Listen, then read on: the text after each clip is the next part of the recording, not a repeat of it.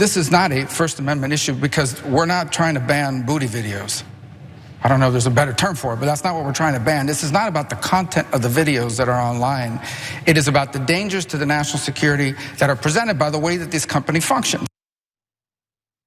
Oh, that was Senator Marco Rubio, and that was his propaganda, really pushing the Restrict Act. And believe me, it ain't about booty videos one way you think of it or another, even though we know Mark Rubio is always thirsty. But anyway, well, the bill out there is often known as the TikTok ban bill, but really it's the Restrict Act. And so it's so much more than this whole fear of adversarial nations like China, Iran, Russia, fear of them accessing our data. No. As it turns out, well, the bill is really the Patriot Act on steroids, such that it's bringing the right and the left together, which we'll get to more of.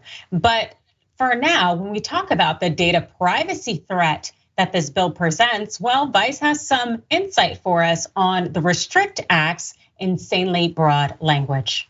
The bill could have implications not just for social networks, but potentially security tools such as virtual private networks that consumers use to encrypt and route their traffic, better known as VPNs. Although the intention of the bill is to target apps or services that pose a threat to national security, critics worry it may have much wider implications for the First Amendment.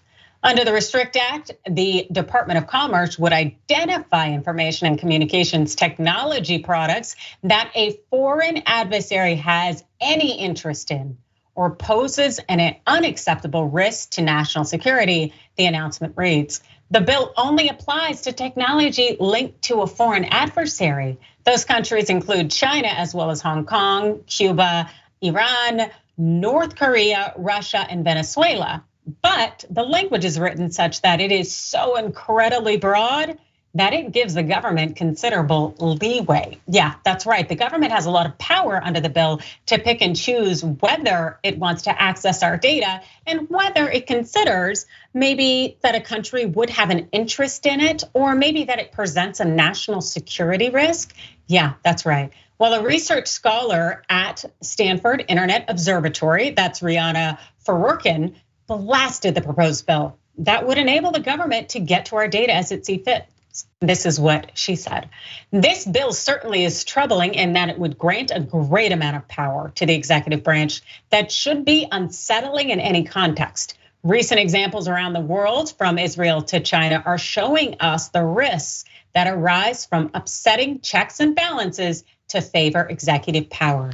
Absolutely. And when you think about it, when it comes to whether if you decide to use a VPN and maybe you access any kind of data or information or website or an app that for some reason, some country that the US doesn't necessarily have great ties to, that they may have an interest in, well, what would be the penalties here? Let's talk about them.